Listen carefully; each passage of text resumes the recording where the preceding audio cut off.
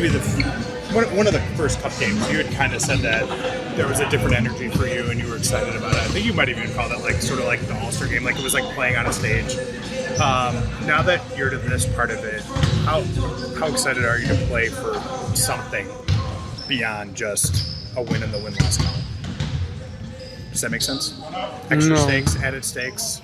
No, I'm just happy for the fans. That's about it. Cool court. And that's about it. Fans get to see a different part of the NBA, like it's a March Madness type of vibe, and they come and see us play, and we put on the show. You're one of the few players on this team that's played at the highest level in the finals. Obviously, this isn't that. But for you personally to get back to a place where playing for titles, where it's either the middle of the season or at the end of the year, what's that done for you to have that kind of that goal? Honestly, it's just being consistent. I'm around the guys that make that relevant. Being here in this atmosphere, like I said, like banners speaks for itself, and just the names around it, it's motivating. And seeing where we are in the season, why not us? I know you had some motivation to make the most of this year, contribute to the team, and also do things for yourself personally. I know we talked to you in Philadelphia the other night. You don't really want to talk about you going 7 for 7, but not only did you go 7 for 7, you had a double-double and you had no turnovers. No player in Lakers history had a stat line like that starting a game for the Lakers. Does that give you any degree of pride and recognition that things are going in the right direction this year? No, I can do way more than that. You know what I'm saying? I'm grateful, whatever stat sheet or whatever stat it was, but I'm not. That's mediocre to me. It's just, you know what I'm saying? That's the stuff I can contribute to. It's the things that I was open for those looks, and I don't know. I don't even know how to put it. It's just one game. I've been across different numbers like that before, whereas, mind blowing, but 14 and 12 ain't nothing to me. It's just normal regulation play. That's my priority, is to finish off with double doubles, and that's a mandatory thing to do for this team. So it's a regular game. We don't know if Victor's going to be in the lineup for the Spurs tomorrow, but there is a chance. And what is your mentality going up against a guy like that if he is in the lineup? Not really a single mentality. It's me relying on the coaches on how we attack him. I can do as much as I can, but it's a game plan where the whole team has to guard him and just shut him down and just make everything uncomfortable for him. And that's what we've been working on. Coming up since we got back, just really, just leaving the focus on him on the defensive end and making our defense create our offense in transition. You guys are more than. You mentioned it just now, like why not us? Teams come into this season. I think. Everybody says they have these goals, but only a small amount can have it feel realistic. Like a banner, a championship is realistic. When for you did it feel like with this group, like we have a real shot? I don't know. You got LeBron and Luka. I feel like that every day. Coming into practice, taking care of the little things, and even when you're tired, just getting your lifts in and getting some cardio, and even when coach give us just a good practice and not competing and just getting shots off the practice. And, I think we have a shot. You got some Hall of Famers on the team that really wants to win, and they make that very vocal that they want to win. So you're gonna have to hold your end to be a part of the puzzle, so you can fit. DeAndre, Last two. The defensive metrics and numbers for you guys in the fourth quarter are really, really good, and in clutch time they're spectacular. Is there something specific that you're seeing that's different about the fourth quarter, different about clutch time defensively in terms of what's making it work? It's just a matter of locking in? Yeah, a little bit of both. I think coming out the half, I think we first half, sometimes teams get a lot of points. There's 60 points, in the half. I'm just saying, we get back to regroup and, regrouping in that halftime break, and tends to kick in at the end of the third, going into the fourth, where we're super locked in and we're changing up coverages on the defensive end like crazy. And, you know, we're just interrupting people's offense insanely. Like, you know, just switching onto guards, me switching onto guards and keeping up with guards. And, you know, the coach is trusting that, and we leave it like that. And, you know, I think that's a great thing we do is, you know, being versatile on the defensive end where we can switch 1 through 5 and, you know, just give teams different looks. Thanks, Dean. Thank you so much. Thank you, guys. Appreciate it. How's your back feeling? Back's feeling good. Felt good in practice today. So we did some tests, passed the test. So we're gonna give it a shot tomorrow. See how it feels. But right now I'm playing tomorrow. Hopefully it can continue to feel better with another day, a couple more hours, and it stays that way. So, but as of right now, everything is good to go for me. Was there a specific kind of moment that brought up what I think JJ said it was like back tightness, or was there? Yeah, so just just back spasms, but just more so just wear and tear through over the years, and you know, having played in 2 years, extensively and heavy, the way that they wanted me to play here. So just getting back into the groove of things is common, but you know, this staff here has been doing a great job of, you know, managing it to the best of our ability, with also, you know, making sure, you know, we're not sitting out too long or not doing nothing to where, you know, it's longer and it gets more tighter, but everything's been feeling great. What are the challenges that the Spurs backcourt presents?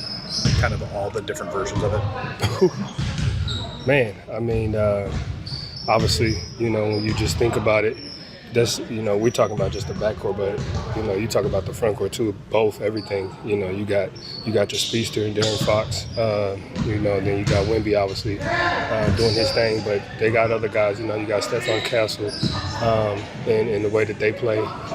Just, you know, they come from a great organization who's coached very well and know how to play the game of basketball, and that's what makes them very tough. Even as young players. Even as young players, you know, they got a system implicated that everybody, you know, approaches with, you know, with a smile on their face, and they're eager to learn and get better.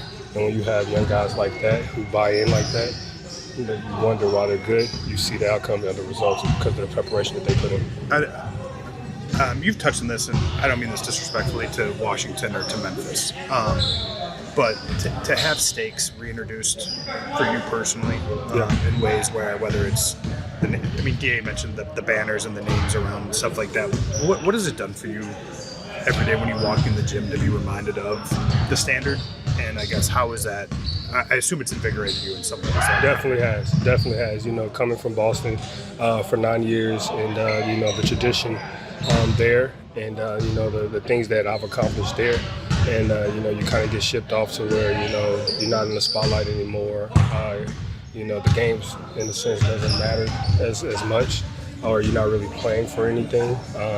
You know, you kind of get in a dull, you know, moment in your life where you just kind of start questioning things. And then you come back here and you realize, you know, that tradition again with another organization, and the things that they bring, and the effort that they bring on the court. You're like, damn, you know, I really want to be a part of that. You know, that right there is why I joined and started playing basketball when I first picked it up. Is that moment right there. To be back introduced to it is definitely, I guess you can say, had me to be a reborn person, and like a little kid on the first day of school again. So, and you know, for us playing this type of game, if you don't love it anymore, it can get a little frustrating. So to bring that love back and to have it is very big for me and very important. This isn't Game 7 of the NBA Finals tomorrow, but it does have stakes. Does it feel different than Actually, no. It does not feel different to me, but I'm sure it feels different, you know, to some people. But to me, it's another game. Yes, you know, there's more to it, but, you know, it still goes part of I-82, and that's what matters in the end. This is just a bonus for us, so we're going to go out and we're definitely going to give everything we have. But we're going to treat it like any other game, but obviously with a little more emphasis on the winning side because of what's at stake. You guys are 17-6, but I think bottom 5 in defensive 3-point percentage allowed for opponents, bottom 10 in transition points allowed. Obviously, the defensive-minded guy. Where do you see maybe the ability for this group to become a defensive team that can match kind of your offensive effort?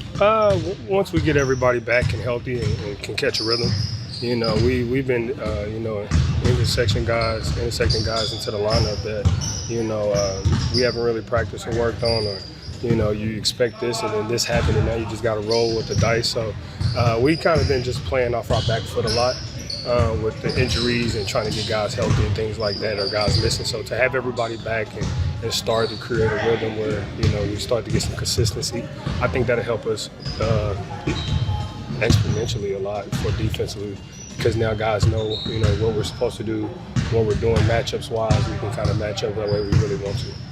Since you've been out, a Duke Diero's gotten his first action and kind of taken on a similar role to you, diving for loose balls, stuff like that.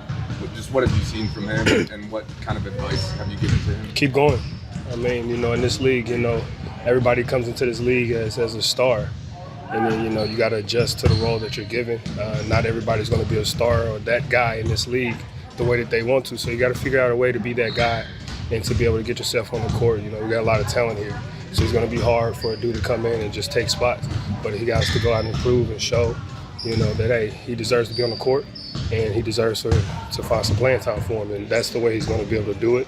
And the scoring thing comes second. And that's all I've been telling him. We got a lot of guys that can score the ball. It's not a lot of guys that want to play defense. So being able to go out there and play that defensive role gets you on the court. Everything else you can add to it. Marcus, given the tendinopathy that you started the season with and the back issues that have been going on, has there been either conversations or a focus on keeping your minutes at a certain level?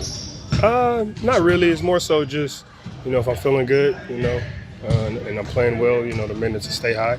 And, use me, when needed. If there's a game where I don't need to play 30 minutes, we're not going to play me 30 minutes. And that's plain and simple. So, the long haul, obviously, is getting through the season, regular season, and not making it to the playoffs. So I know that's a long way, obviously, we're thinking, but, we just want to make sure that we're chirping and we're getting ready and rolling at the right time. So if that means, conserving our energy and not playing guys 40 minutes when they don't have to, then we're not going to do that. Thanks, Marcus. Thank you, guys. Thanks, man. Imaging on my knee. Can't walk upstairs right now. It's bad. Now I'm getting old. You'd mentioned sort of Marcus as a tone setter for you guys. When you guys went through the process of identifying him and signing him and stuff like that, how much were you counting on sort of the stakes that this team would play games at as being sort of an energizing factor for a player like him? Does that make sense? Like the reintroducing winning that way? It was discussed during our free agency pitch, call, whatever it was, with him. And I know it was important to him. And we've, when you're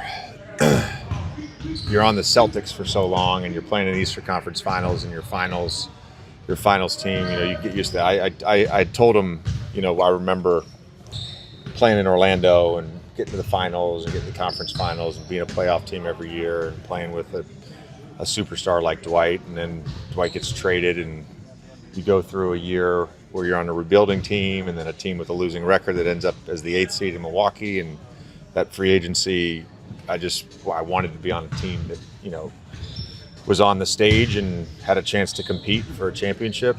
And I think, he reflected and sort of reiterated all those things to me. And so I think we've gotten a great version of him when he's been healthy and on the court. We just got to continue to in some ways integrate him. And now that we're trying to integrate LeBron, it's integrating him, and he can offer a lot for our team. Do you think winning has had the same effect on DeAndre?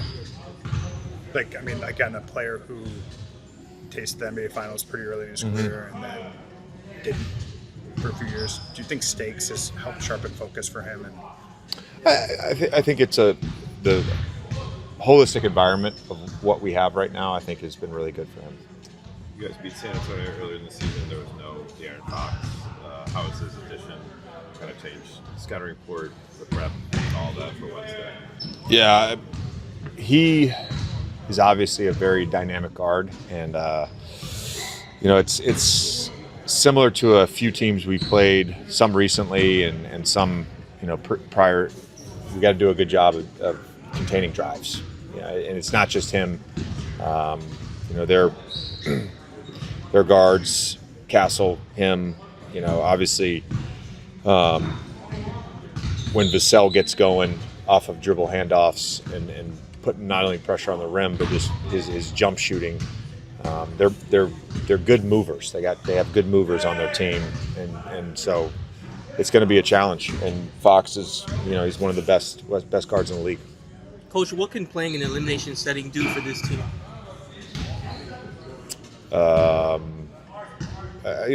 It's another opportunity to compete, and it's another opportunity to compete for something.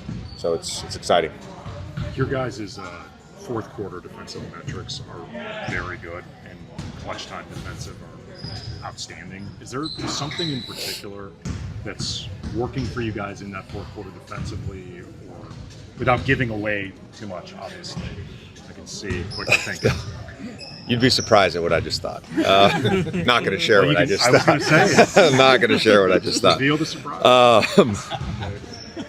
It's a good question. And I'd probably, every game is so different. Again, we played, I think it's 23 games, and 8 of those have been clutch. So it's you're picking and choosing sort of singular things. You'd have to go back and sort of look. I know as the game progressed in Philadelphia, our physicality, and we had teach tape physicality off the ball, and it was a number of guys. It was AR, it was Rui, it was Jake, and I mentioned DA. His defense in the second half, was so much better. There's an angle pick and roll in the first half where he calls ice and he stands with Embiid as Maxey just drives because AR changes his foot ankle. Maxey just drives in for a layup. Second half, it was night and day in terms of his pick and roll coverage. He did a good job of playing cat and mouse, not allowing roller behind, not stepping up, forcing tough contested twos when he was in those situations. So, it's different every game. You play a team that's maybe a little bit slower and the game slows down even further. Like we've had some of those games in the fourth quarter. So the defense for us, we just got to continue to try and get marginally better at a bunch of different things. And I wish we had to pinpoint one thing and say we got to get better at this, but it's marginally better at a bunch of different things. Could the commonality just be urgency? Again, that's why I preach playing hard, and it's why I preach physicality, and it's why I preach the importance of every possession all the time. It's I don't know. I've played on teams that have done that. I certainly have watched teams over the last 20 years that have done that. We're not there yet, and I would say most teams aren't there yet. I think it's the NBA is, philosophically, there's so much that is incredibly different about the NBA right now than even when I played towards the end of my career, and saw some of that evolution. But I know our guys can do it. That's the good thing. I know our guys can do it. That we certainly have some limitations in terms of speed and having multiple point of attack defenders, but we have enough to have a good defense, and we just got to keep getting marginally better. Jake shared a pretty gnarly photo of his tooth after Philly. Did he require any type of medical work between then and now? Get back to him. Yeah, well, yeah. Philosophically, what are those differences in the league that you've noticed? It's more a societal thing that I'd rather just not get into. But, I was at the Eagles-Chargers game last night, and not happy right now. Not happy. Be this day, but go ahead. Not happy. Had to console my 11-year-old as we tried to leave a stadium of 100,000 people. He takes those losses pretty hard. What did my 7-year-old do? Yeah, exactly. But it, going back to the possession thing,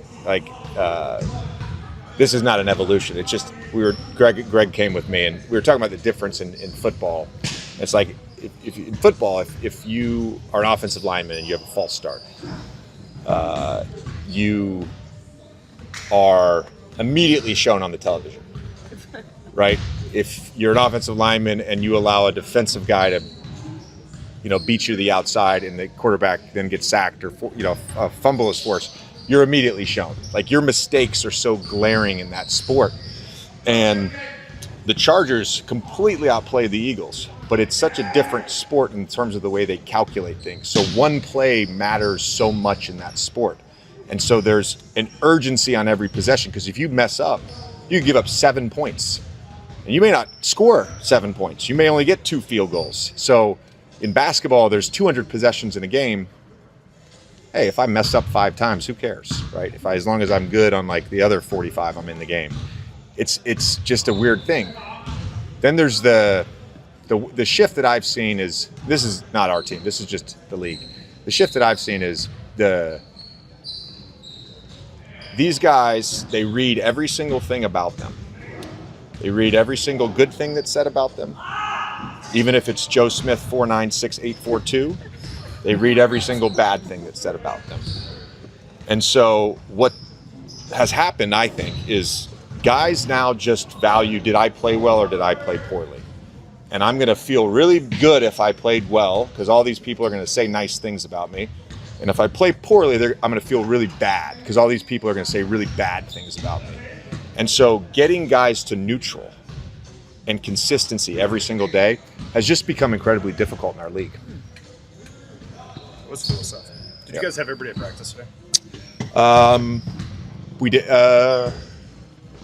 We had everybody at practice. Yeah, we had everybody at practice. Well, Chris is with South Bay, but full participation from everybody. Maxi's got a little back tightness, so he only did about half practice, but everybody else was full participation. Okay. Thank you guys.